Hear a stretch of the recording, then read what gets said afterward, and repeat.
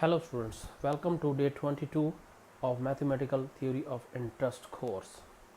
In today's discussion we will continue our previous topic and try to complete the discussion of this chapter, the term structure of the interest rate and the derivatives. Basically in term structure of the interest rate we discussed in the previous class. Today we will discuss about the derivatives. Derivatives are basically defined as the securities whose values are determined by the market price of the of some other asset. These are basically the financial instruments used to manage one's exposure to today's volatile market, and the product's value depends upon and is derived from an underlying instrument such as commodity price, interest rate, indexes and the share prices. So basically derivatives are those securities in which the prices of these securities are determined on the basis of the prices of the other market prices of the other assets. The term derivative is basically stand for a contract whose price is derived from or is dependent upon an underlying asset. These are asset-backed securities. To some extent we can say that this is asset-backed securities. The underlying asset could be a financial asset such as currency, stock or market index, as an interest-bearing security, or a physical commodity.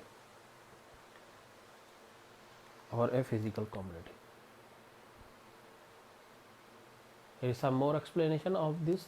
Derivatives means forward contracts, future contracts, option contracts, or any other hybrid contract of predetermined fixed duration linked for the purpose of contract fulfillment to the value of a specified real or financial assets or to an index of securities. Normally they include the securities derived from a debt instrument share or loan, whether secured or unsecured, risk instrument or contract for differences or any other form of security. Or we can say that it's a contract which derives its value from the price or index or price of underlying security. Here is a detailed history of the derivatives. There is no need to have more detail. There is no need to have more detailed discussion about this the history. There is no need to go in depth about the history. This is just for your information. We will discuss some mathematical aspects of the derivatives. This is again the history of the derivative trading in the New York Stock Exchange. Here are some characteristics of the derivatives. It has one or more underlying assets and it requires a negligible initial investment compared to other types of financial contracts, and which should provide net settlement, that is the offsetting of the initial contract position. Here are some features about the derivatives. The future contracts between two parties based upon underlying asset. The counterparty specifies obligation under derivative contract, and the contract undertaken directly between two parties or particular exchange. The financial derivatives are carried off balance sheets in which no assets or liabilities underlying the contract was put on the balance sheet. It is treated as contingent asset of the liability. It is known as deferred delivery or deferred payment because the payments are made at some future specified date and time. And it is standardized. General or exchange traded derivatives are being increasingly evolved recently. There are some more features of the derivatives. Normally these types of contracts are traded in the over-the-counter markets, OTC markets. The value of the derivatives are actually depending upon the underlying assets price, market price. Higher the prices, higher will be the value of the derivative. Lower the prices, lower will be the value of these derivatives. It's a basically risk management tool. risk management tool, and we can say that by using the derivative, one party is transferring its risk to the other party, and they are used for price discovery, they are used for transitional efficiency, they are used for financial engineering, as it is a new field creating calls, put options, and other creativity, other derivatives. Here are some important uses of the derivative in US market. The derivatives are used by the companies and individuals wanting to cover their risks. This is facilitated by a counterparty who has the motivation to make profits out of the premiums and is holding a mirror image opposite position. From this example, you will get a clear idea. Now, here are some economic benefits of the derivatives. It basically reduces risks, it enhances liquidity of the underlying asset, it lowers the transaction cost, it enhances liquidity of the underlying asset, it enhances the price discovery process, the portfolio management, and provides signals of the market movements and facilitate financial market integration.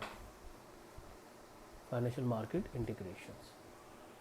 These are the important economic benefits. Role of the market and derivatives. Derivatives play a very important role in the risk management process. What is the risk management process? It is a process through which both parties are trying to minimize their risks. It provides global diversification in the financial instruments and currencies. It helps hedge against inflation and deflation. It generates returns that are not correlated with more traditional investment, and it allows fast product innovation because new contracts can be introduced rapidly and can be tailored to specific needs of any user. Here is a table. From this table you can get a clear idea about the differences between shares and the derivatives. Shares are primary, derivatives are basically secondary. The important thing is about the risk management. In case of shares, risks are limited within the company or unable to stop, while in case of derivatives, the risks are diversified through speculation, arbitrage, and hedging. Shares are independent, derivatives are dependent upon the prices of underlying assets. Normally, the shares are longer time period, they generate dividend income, and the derivatives are shorter time period, and the prices of the derivatives normally fluctuated.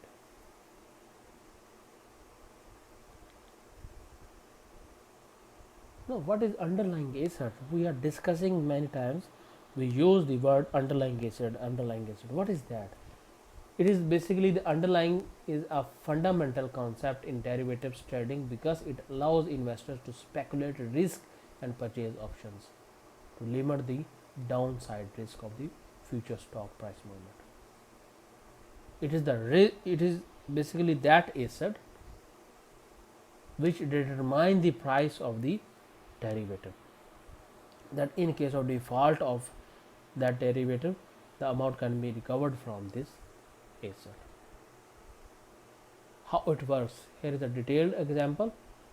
You can just go through this example by yourself to get more clear understanding about the derivative.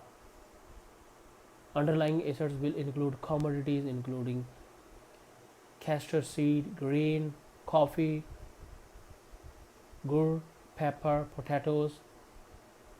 It may include the precious metals like gold, silver, copper.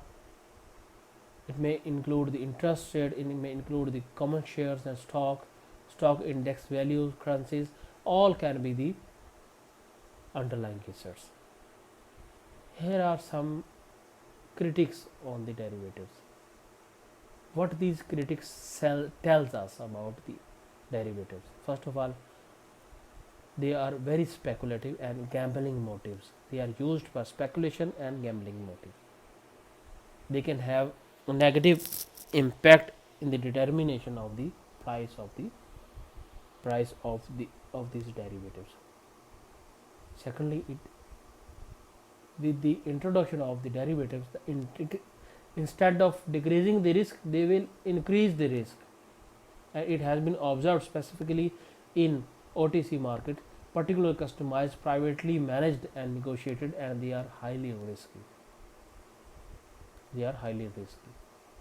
Then instability in the financial system. They create instability in the financial system. They argued that the increase in risk not only for the users but also for the whole financial system. It increases the risk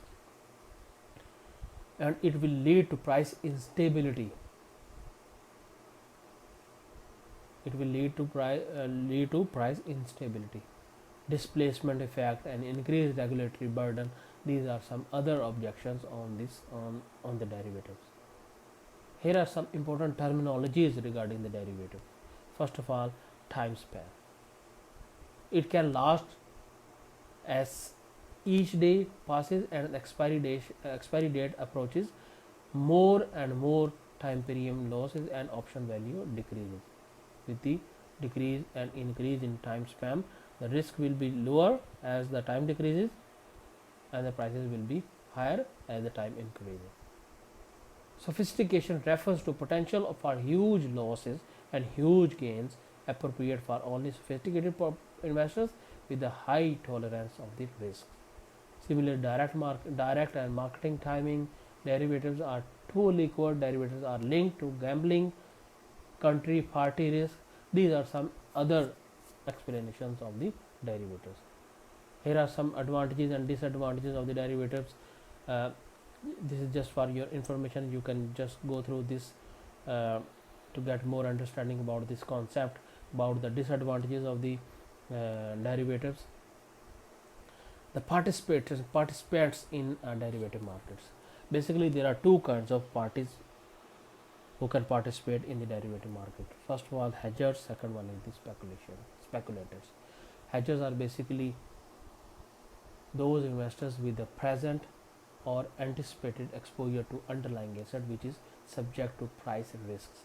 Hedgers use derivatives market primarily for price risk management, and speculators, they use derivative market for future movements and make a profit with the changes in the prices. They will not hold this instrument for longer time period. The third party that will be involved in the derivative market will be arbitrageurs. They normally take position in the financial market to earn riskless profits. They are risk averse persons. They take the short and long term position in the same or different contracts at the same time to create a position which can generate a riskless profits. Riskless profits. Tenders in the derivative. There are three types of traders in the derivative market. We have discussed earlier. Hedgers, they include hedgers, speculators, and the arbitrators. The participation in the market. Here is a detailed explanation with example about the speculators, about the arbitrators, and about the hedgers. This is all about today's discussion. I hope you have enjoyed the lecture. If you have any question, you can ask me. Just drop me a message and I will try to give you an explanation via video lecture. Thank you so much. Bye bye. See you in the next class.